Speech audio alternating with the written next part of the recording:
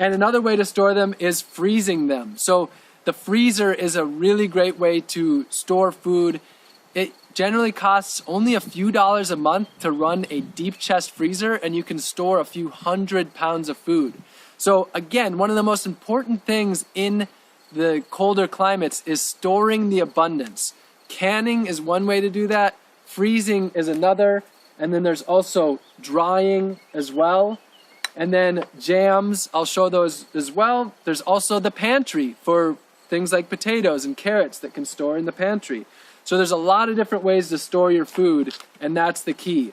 Beans are very easy, very abundant, and I also want to mention peas, which are kind of my runner-up to beans, but very easy to grow for a lot of people. Some people have problems with them, and they're not nearly as filling as beans, but peas are another really great crop as well. All right, the next one is carrots. This is definitely a favorite for me, although to be honest, I just love all foods that grow really abundantly and easily. I mean, so this is a great video for me to be filming because this is my passion. But carrots, now these carrots have been stored in boxes of sand